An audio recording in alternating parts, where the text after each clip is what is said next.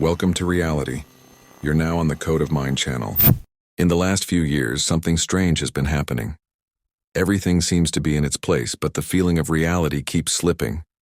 It's like you're living inside a performance where the sets are the same, but the actors forgot their roles, and the script was burned a long time ago.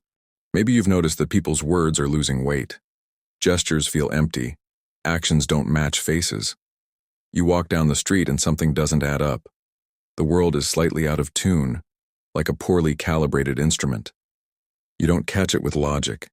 You catch it with your body, in micro movements, in tension in your chest, in that subtle wrongness you used to ignore. The system you grew up in was built with a key, but that key wasn't yours. This world is designed so you don't ask questions. Everything is labeled, sorted, controlled, and you're constantly expected to fit. Don't step out of line. Don't ask too much. Don't wake others up. An illusion isn't a mistake of perception. It's a firmware installed from birth. Neurophysiologists call it an adaptive model of consciousness. Your brain builds reality out of predictions, substituting what is easiest and safest for what is true. It doesn't show you what is. It shows you what benefits the system. But at some point, it starts to creak. You begin to notice glitches. People say one thing and do another. Truth in the news comes in templates. Personalities feel like masks someone forgot to take off. And that's when a gap appears, a crack in the dome. And if you're quiet enough, you'll feel the draft from the other side. And suddenly, what once felt unmovable starts to tremble. So how does the illusion work? It's the biology of being awake, while still asleep. Your body is the interface, your brain is the interpreter. You don't see the world, you see a version of it, limited by what your biology allows.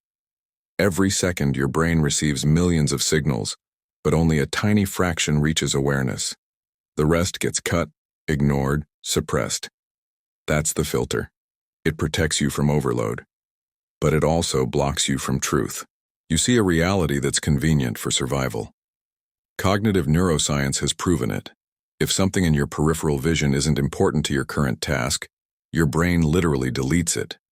It doesn't see it because it doesn't consider it worth seeing. Now imagine this. If your entire life is a chain of important tasks implanted in you since childhood, then the rest of your perceptual spectrum is simply turned off. You don't see with your eyes. You see with a program. Noise is normalized. Silence is ignored. Intuition is mocked. Anomalies get blamed on fatigue. The illusion is supported by millions of tiny details you never track. And you might ask, why? Because it's convenient to control someone who believes they're free, while actually walking a path drawn from the outside. They don't hide the truth. They drown it in noise. You don't know what's real because every minute you're being bombarded with millions of bits of data. No essence, only overload. News, headlines, shows, algorithms built for you. You scroll a feed and don't even notice how your reality shifts, because you've been selected as a model. The algorithms know you paused on a video about fear, so they'll show you more. You're not searching for truth. You're sinking into an emotion that was selected for you. Illusion isn't a lie. Illusion is an excess of context where truth gets lost. Neuroscience has known this for a long time. If you give a person too many options, they choose none. That's called analysis paralysis. Now imagine your brain living in that paralysis every single day. You're overloaded. And when consciousness can't keep up, autopilot switches on. You start living like a bot, on loops, on reactions, on scripts you never wrote. That's the information trap. The world feels infinitely complex, and you feel more exhausted even though nothing big happened. You're just losing orientation inside the stream. You won't find truth until you unplug from the noise. Not physically, mentally. First, you exit autopilot. You realize, if today you thought the same way you did yesterday, then it isn't you thinking. It's a program restarting itself. You can't see what's real while you react on reflex. To news, to irritation, to someone else's aggression, to emotions that appear out of nowhere. Because that's where the sleep firmware is hidden. Want to see reality? Slow down. Slowing down is the first way to catch the fake. You look at the screen and suddenly realize nothing important was there. You read a post and understand it's a prosthetic emotion, not your thought. You open comments and catch yourself in automatic disgust. Right there. You wake up. You're not reacting anymore. You're observing. And that means you have a choice. That's the beginning. Choice is the main antivirus against the matrix. You choose what to read, what to let into your mind, what to keep inside yourself, what to broadcast into reality. You build a filter, and you get your vision back. And the cleaner your inner screen becomes, the fewer false reflections you catch outside. This isn't about running into the woods or throwing away your phone. It's about turning awareness into a shield, so you can see through masks, through noise, through the external game. And then reality, real, unwarped, starts to open, slowly. You never saw reality. You saw what you were allowed to see. First through habits, then through fears, and then through normal. You accepted as reality what was convenient for the ones who built it. Once you knew you could be anything. You could be unattached to the body. You could fly in dreams and create through thought. But you were told, it doesn't matter. What matters is the bill, work, education, status, purchases. Values were installed into you that were never yours. You know what injustice feels like? You were told that's how the world works. You sensed lies. You were told, stop imagining. You searched for what's real, and you were given bright substitutes so you'd go quiet. Everything was replaced.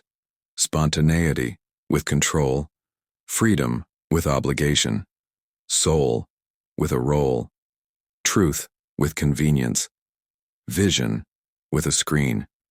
And you became a function, a part of a mechanism that isn't supposed to ask questions. But memory doesn't disappear. It smolders inside you like an ember. And if you bring attention to it, if you blow on it with curiosity instead of fear, the fire flares up. You remember, reality isn't what you see. It's what you can change. You are not a spectator. You are the director. And now you can choose. Live in a substituted version of yourself. Or start bringing back what's real, one fragment at a time. The world was never real. It was a reflection of your perception. And if before you simply lived inside the construction, now you begin to see the seams. You notice what was edited, where false beliefs were inserted, where your thoughts aren't yours. You start rewinding reality like an old tape. And behind it, there's silence, clean space. You. You don't have to understand everything. You can simply feel it. Not everything is what it seems. And that alone is awakening. Maybe you don't know your true timeline yet. Maybe you doubt it even exists. But if you're asking these questions, you're already on the way. No one will give you a map. But there is a navigator inside you. It doesn't shout, it whispers. And if you stop, turn off the noise. Look toward the direction nobody looks. You'll find a door. And behind it will be you. Without a mask. Without fear. Without the game. Thanks for being here on the channel. See you in the next video. Bye, everyone.